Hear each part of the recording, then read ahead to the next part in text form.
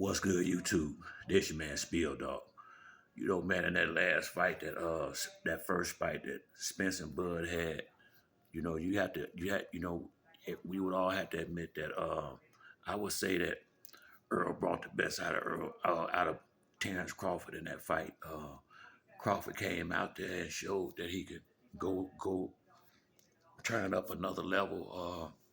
He showed that he could, that he could deal with a bigger fighter, what what was thought to be the stronger fighter, and he outgame planned him in that fight. I think Earl. I seriously don't think Earl respected Crawford properly going in that fight. Him or Derrick James. And a good lesson was learned in that fight. And when they had a second fight, I feel like in the second fight, now Terrence Crawford is gonna bring the best out of Earl Spence in that fight. I really believe that. I think Earl got embarrassed in the first fight. He got in the ring, and I'm sure after that first round, he realized he wasn't prepared for the fight that he was going to be into. But he was there now. You don't, like I say, you can't call in no sub in boxing, and he manned up and took a ass whooping. You know what I mean? But I'm gonna be honest with you. You can't take an ass whooping. You ain't no man, no way. Not it ain't good to be going out there taking them. But sometimes that's that's how the story play out. Now, uh, from what Terrence showed me, that I don't think at this point he could overlook Earl Spence, because just watching how that fight went, I seen that you know I saw it different than a lot of people saw it. What I saw was, one, I didn't like Earl going in there rusty like that, but I gave him the benefit of the doubt that he was, getting ready when he wasn't fighting. But what I saw in that fight was Terrence Crawford taking advantage of a fighter that been out the ring for a long time, and and a fighter that been out the ring for a long time and has gotten complacent in his strategy, because he had been winning that way so long. So they really hadn't added anything to the repertoire or really put in any variances. They just came out there doing what they've been doing in the last two fights with Danny and Jordanis Ugas. And you know the mistakes Spence made in the fight is mistakes he been making over and over again, like overshooting shots and falling off balance. And what Crawford did is he's been studying what, like he's supposed to, his future rival. And he been doing his homework. And Earl, has been kind of nonchalantly disrespectful of Crawford, thinking he just like all the rest of them, and he wasn't just like all the rest of them. Now, Earl Spence is 10 times better fighter than he was. He got played from 6 ways from Sunday, and that whole negotiation, the whole deal. But you don't blame Crawford for that. That was Earl just being so gullible. And well, I ain't gonna say gullible. I'm gonna just say, probably just ready to get out of 147 and wanting to have that fight so bad, just took it at any cost. And he paid a heavy price for it. But at the same time, he did want to be undisputed, and it was only one way. It was to get that fight. So you don't never fault a man for trying. You fought a man for not trying. And it ain't nothing wrong with failing. There's something wrong with not trying.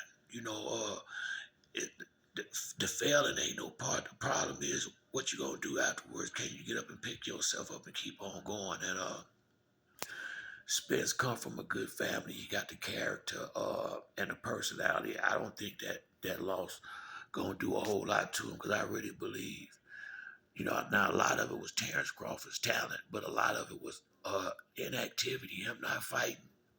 Not just last year, but the last 4 or 5 years, just getting real comfortable not fighting. Because that's the only thing I didn't like. It seemed like it didn't bother him to be out the ring no more. And I think part of that is, guys out here falling in love and you ain't 100% down in.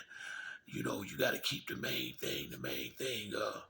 I think Spence, like you're gonna have a beautiful new wife soon, and I'm good with that. But you can't remember how you got that wife and everything you got. It wasn't cause of who you are, it's cause of what you've done. I mean, just being honest with you. You ain't Earl Spence, the fighter. You don't meet this. You probably don't even meet her. So you want to keep what got you there in the forefront until it's not in the forefront. When you get ready, when you retire, then you let other shit be more important. But this is how you put them. This is how you got it all. Unless you just unless you cash it out. And I don't think that's his mentality at all. Him or Terrence Crawford. Uh, the rematch got to happen soon. All these people who think they doctors and shit like that right now, why wasn't they saying that when he was winning? He took a lot of shots in that Ugas fight. If you ask me, I didn't like all the punches he took in that fight, but since he won, nobody brought it up. Hey man, I mean, he had a bloody nose and got swole up a little bit, man. Ain't shit wrong with Errol Spence, but need to get his ass back in that ring, and I guarantee you he feel the same damn way. So all these dudes talking about fighting Crawford, ain't nobody jumping the line in this one. Him and Earl Spence got to bump one more time. You know, win, lose, or draw. Spence got to go in there and straighten his face up. I don't think he gonna let that ride like that. You got to get Terrence Crawford a lot of credit, but Bo Mack deserves credit in this too, because Bo Mack, I think, is the one drew up that fight plan. Bo Mack out strategized Derek James completely because they didn't they took Bo Mack and Terrence for granted to some degree, and you know Earl got out fought, and Derek got out game plan. That point blank period, the truth. And what I don't like is Derek James not standing out here and taking his responsibility and what happened in that fight. I like Derek James. He good at taking credit. I done noticed that, but why ain't you out here why don't you put your face out here and take some of this blame, because you ain't had that boy. You ain't had that boy with nothing. I ain't see no backup plan or no shit like that. And I like Derek James. I think he a fantastic trainer, but you know, take don't be so quick to take this credit if you're gonna fall back on this blame. If you're gonna get these interviews, take the blame for the motherfucking loss. Since you the one out to take the damn blame. That's what he should do. Because you clearly brought him out there uh not completely prepared. That's on the trainer. He was in shape. So I mean, if I ever say, I would tell him to his face, Derek. I mean, I think you're a great trainer, but I feel like you should have took some of the blame for the shit that happened in that Crawford fight. There's a lot of things that he could have done and could have maybe changed the complexion of that fight to some degree. But it didn't happen. And I felt like he was saying a lot of the right things when Earl was coming in the corner, but I had to ask him, were you working on them same things in training camp? That's the question I would like to ask. I would have to ask him, because you can't ask for nothing y'all ain't worked on like that. It's gonna be hard, especially when you got a plus fighter in front of you. You got to come in there ready. You got to come in there with a couple of game plans, just in case one don't work. Everybody know I made videos saying Earl can't be on the end of them punches. I made a video saying about that right jab and that right hook. And I hate people talking about the left. No, you got to watch that right hand. So uh, if I saw it, he should have saw it. So that's how I feel about that. But I really believe in this next fight, when they fight again, it's the best Earl Spence ever been out there coming. Just like the best Terrence Crawford we ever seen came out there in the last fight. And I just got a funny feeling it's gonna be what they said in the beginning of a 3-fight deal. I really believe that if Crawford good enough to beat him 2 times in a row, now he's already a fantastic fighter. But shit, that'll just be another stratosphere level, But a guy been out the ring 16 months. Come on, man. I mean, what Crawford did was brilliant. Bring the fight to him.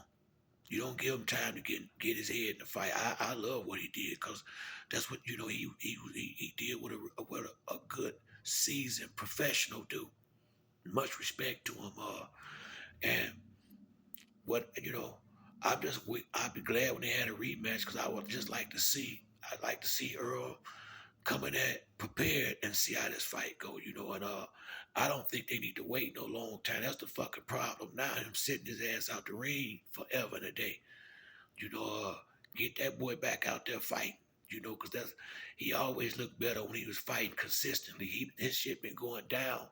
The because these fights is spread too far apart. That same thing I see with Charlo going in there with Canelo. This is almost the same sweet pig to some degree because you've been out the ring 16 months and you finna go in there with Canelo. Okay. I'm with you, big dog. Out with good luck, but it's gonna be a tough one. I tell you that for sure. Cause he probably gonna do the same to Bud did, bring the fight to him and not give him time to get it, to work off the ring rust, and these motherfuckers, I mean, they ain't 20 something years old no more. You can't sit out the ring a year and a half and shit like that and think your time and shit gonna be ready top shelf fighters with no headgear on and small gloves. The power, everything gonna be a little bit different. So, I think it's gonna be a much better fight the next time around, and we'll see what happens. But you gotta give Bo Mack and Terrence Crawford full credit for what happened in that first fight. But we gotta bump again. But that's it for me on this video. If you like the video, hit the like or subscribe. Till the next time, it's your man Spill Dog. I'm out.